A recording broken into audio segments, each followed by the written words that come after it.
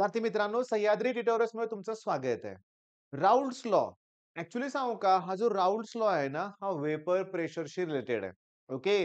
जे pure solvent आहे ना, त्याचं वेपर प्रेशर नक्की जास्त असतं. ज्याच्यामध्ये तुम्ही सोल्यूट ऍड केलं, ते सोल्यूट व्होलेटाईल आहे, ज्याची पटकन वाफ होते. तर त्यावेळेस लक्षात घ्या, vapour pressure of solution decrease होतं. पण आपल्याला व्होलेटाईल साठी वेगळा लॉ आहे लक्षात घ्या आणि नॉन व्होलेटाईल साठी वेगळा आपल्याला फॉर्म्युला तयार करायचा आहे. मग आजच्या लेक्चरमध्ये फक्त व्होलेटाईल सोल्यूट घेऊया आपण. ओके. मी तुम्हाला सांगू का क्लिअरली बरं का, इथं 2-3 कन्सेप्ट तुम्हाला एक्सप्लेन करतोय. समजून घ्या. मोल फ्रॅक्शन. समजा N1 हे जे मोल्स आहेत ते सॉल्व्हंटचे आहेत बरं का. ओके. आणि N2 जे मोल्स आहेत ते सोल्यूटचे आहेत. मोल फ्रॅक्शन ऑफ सॉल्व्हंट पाहिजे असेल तर सॉल्व्हंटचे मोल वरती घ्या divide by total number of moles आणि त्यासाठी एक्सप्रेशन असणार आहे X1. जर मोल फ्रॅक्शन ऑफ सोल्यूट पाहिजे असेल, सिम्बॉल X2 आहे, त्याच्यासाठी मग बघा मोल फ्रॅक्शन ऑफ सोल्यूट पाहिजे तर सोल्यूटचे मोल वरती घ्या divide by total number of moles म्हणजे मोल फ्रॅक्शन लक्षात आलं. चला या दोघांची जर मी ऍडिशन केलं तर काय होईल रे, की X1 प्लस X2 जर मी केलं तर बघा ना, N1 upon N1 plus N2, N2 upon N1 plus N2, denominator same आहे. मग न्यूमरेटर N1 प्लस N2 खाली पण तेच. याचा अर्थ X1 प्लस X2 ची व्हॅल्यू काय असते? 1. याची गरज लागणार आहे. वेपर फेज मध्ये असेल तर मग त्याला आपण Y1 आणि Y2 मानतो मोल फ्रॅक्शनला. पण त्याची पण ऍडिशन काय येणार आहे सांगा? 1. आपल्याला टेक्स्टबुक मध्ये एकच प्रॉब्लेम दिलाय. एकच प्रॉब्लेम आहे लक्षात घ्या. पण तो JEE सारख्या एक्झाम मध्ये कितीतरी वेळा आलेला क्वेश्चन आहे. सेम नाही, थोडेसे मेथड्स वेगळ्या म्हणजे व्हॅल्यूज वेगळ्या असणार पण कन्सेप्ट तीच आहे. बरं, मग आता मेन मुद्दा काय? स्टेटमेंट. आता मी तुम्हाला सांगतो व्यवस्थित लक्ष द्या, की तुम्हाला ना अभ्यास करताना ना काय करायचंय, की हे स्टेटमेंट आपल्याला पाठ करत बसायचं नाही. इथं स्टेटमेंट आहे. ओके. पण मी तुम्हाला सांगतो इथं स्टेटमेंट आहे. हे स्टेटमेंट आहे लक्षात घ्या. याच्यावरून ते वाक्य लिहायला जमलं पाहिजे. म्हणजे काय बघा, हे वेपर प्रेशर आहे सोल्युशनचं. हा वेपर प्रेशर म्हणजे ॲक्चुअली प्रॉडक्ट आहे. कशाला कशाला मल्टिप्लाय केलंय? Vapour pressure of pure component P1 naught म्हणलंय. P1 नॉट म्हणलंय. दिसतंय तुम्हाला व्यवस्थित? P1 नॉट याचा अर्थ प्युअर कॉम्पोनंट आणि त्याला त्याच्या मोल फ्रॅक्शननं मल्टिप्लाय केलंय. नाही का मगाशी सांगितलं X1, P2 मग P2 नॉट म्हणजे प्युअर कॉम्पोनंटचं मोल वेपर प्रेशर त्याला त्याच्या मोल फ्रॅक्शननं मल्टिप्लाय केलंय. बरोबर आहे? मल्टिप्लाय कशानं केलंय? मोल फ्रॅक्शननं. बरोबर आहे? आता स्टेटमेंट वाचा. राउल्ट्स लॉ म्हणायचं, इट लिहू नका. Raoult's law states that partial vapour pressure of any volatile component म्हणजे P1 किंवा P2 एनी व्होलेटाइल कॉम्पोनंट काय लिहिले वाचा? इज इक्वल टू म्हणजे बरोबर आहे. आता काय लिहिणार? Vapour pressure of the pure component multiply bye it's मोल फ्रॅक्शन. सोपं आहे की नाही सांगा बघू? चला परत बघूया आपण. P1 म्हणजे काय? Partial vapour pressure of any volatile component in the solution. हे कोण आहे? Is equals to vapour pressure of its pure component multiply by mole fraction in the solution. झालं लक्षात आलं तुमच्या? आता मेन पॉइंट काय, की आपण काय केलं? आपण प्रूव्ह करून दाखवलंय. बरं ठीक आहे. पण आता सांगतो लक्ष द्या. इथं बघा. आपण P हे जे आहे ना बरोबर ह्या बॉक्समध्ये येतो चला. हे P म्हणजे काय P1 प्लस P2 लिहिलंय की नाही? पण त्याचाच वापर करू. आता लक्ष द्या. जर मी लिहिलं, ओके, की P equals to P1 plus P2. मग P इक्वल्स टू काय येणार? P1 म्हणजे कोण रे? X1 dot P1 not. P2 म्हणजे कोण? X2 dot P2 not. Okay, हे दोन फॉर्म्युले मला न्यूमेरिकल सॉल्व्ह करताना लागणार आहेत. तुम्हाला फॉर्म्युला तयार करायचा आहे कारण सीईटी मध्ये ना एक क्वेश्चन तरी असा असतो की ज्यात फॉर्म्युला विचारतात. मग मी काय करतोय बघा, की हे X1 तसंच ठेवतोय P1 नॉट. पण इथं मात्र मी 1 मायनस X1 लिहितोय P2 नॉट. ओके, कळालं? X1 प्लस X2 1 असतं ना, मग X2 ची व्हॅल्यू 1 मायनस X1 येणार. चला त्याला आत मल्टिप्लाय करूया आपण.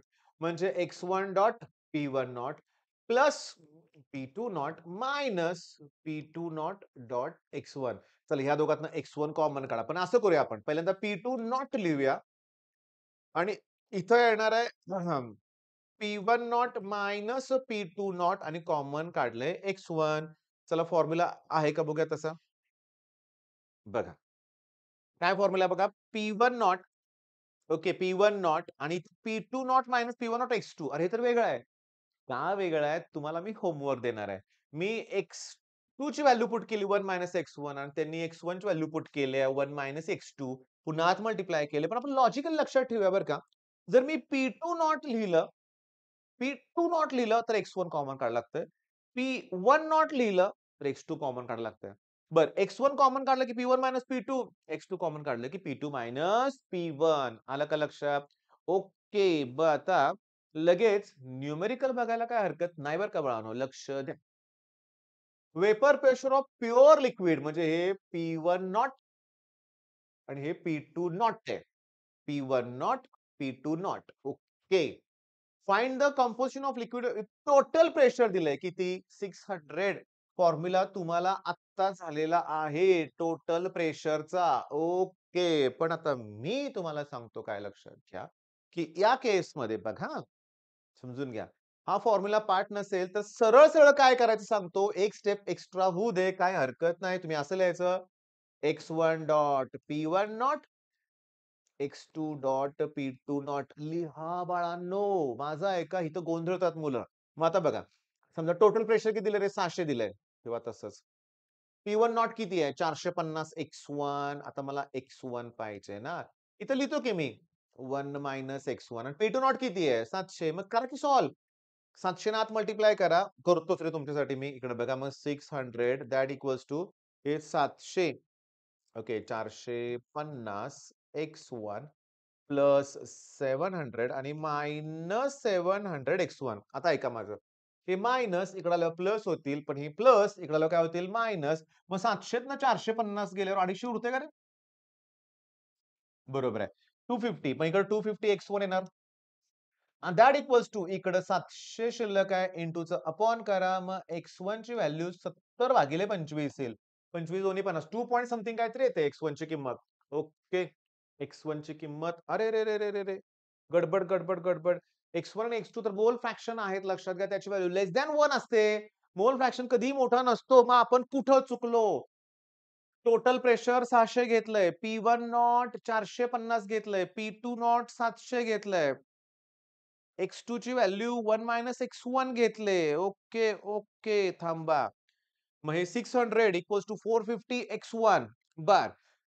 प्लस 700 आणि मायनस 700 x1 मायनसचं प्लस होणार. अरे, अरे, अरे, अरे! प्लस 600 तिकडे गेल्यावर मायनस होणार आणि इथं फक्त 100 येणार. म्हणजे इथं 10 आहेत.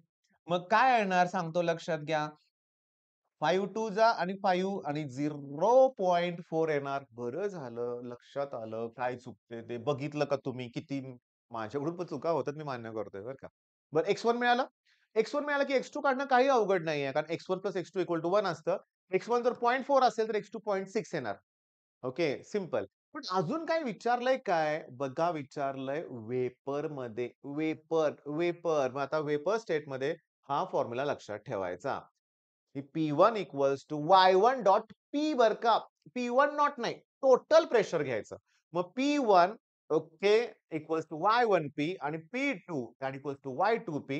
पण P1 ची व्हॅल्यू P1 नॉट X1 असते ना. म्हणजे बघा P1 चे 2 फॉर्म्युले लिहायचे. P1 चा formula X1 dot P1 not आणि P1 चा formula Y1 into total pressure. मग Y1 इंटू टोटल प्रेशर किती? 600 आहे ना. X1 ची व्हॅल्यू 0.4 काढली ना आपण आणि P1 नॉट 450 होते ना. ओके 450. आता ऐका. Y1 इक्वल्स टू 45 इंटू 4 आहे. 180 आहे इथे बाळांनो. 180 डिव्हाइड बाय 600. 0 0 कॅन्सल. 3/10 येते बरं का बाळांनो. 3/10 0.3 बरोबर आहे. मग हे 0.3 म्हटल्यावर हे किती 0.7.